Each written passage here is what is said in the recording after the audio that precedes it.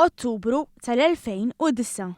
Dan kien ix-xahar li biddel il-ħajja ta' Vladislava Kravchenko, tfajla li għandha 26 sena u li meta kellha bi 17 spiċċat f'siġġu tar-roti wara li waqa' għal fuqha apparat ta' dawl kawż teriħ qawwi li ħakem l-inħawi waqt parti fil-qawra.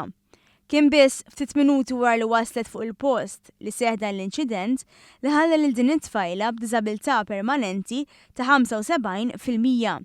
Diżabilità li ma waqfitiex milli tkompli tgħix ħajjitha. I did get injured when I was 17 and it was obviously a very difficult time, but since then, I mean, almost a decade later, I can definitely say that I never used that as an excuse to stop me from doing something which I wanted to do in life. So yes, I see it as an injury. I see it as a challenge that I have to overcome every day. And yes, some things are more difficult than others, but I don't think that I can call it that I'm suffering from something. Hija stqarret li kellha mument diffiċli ħafna u li huma dawk il-mumenti li żjed diffiċli li jagħtuk il-kuraġġ biex tkompli teleb kull sfida. Yeah, there were times of despair, but I think that's when you know, when you really do get to a point when you feel like giving up. It's like you reach the absolute bottom. That's when you get the boost to use that surface at the bottom to jump off it and move on. Sa minn età żgħira parti importanti mill-ħajja ta' Vladislava kien l-isport. Hija esprimiet il-biża' u d-dieqa li ħasset meta kienet għal 4 xhur sħaħ f'sodda li qatt ma jerġa' jkollha ċans li tipprattika l-isport.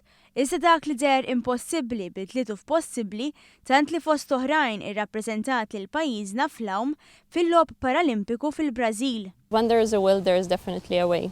And when I look at my fellow athletes and I know that the way that they live their life and the way that they then move it on to the playing field and their performance, their sporting performance gives you so much energy, so much motivation and courage to pursue different types of plans and dreams. And yeah, it was absolutely incredible experience. Il-Prim Awla tal-Qorti Ċivili kundannat l-organizzaturi tal-parti li ħalla lil din it-tfajla f'siġġu tar-roti u lill-Kunsill Lokali ta' San Pawli l-Baħar biex iħallsu bejniethom is-somma ta' ftit anqas minn 464,000 euro lil Vladislava.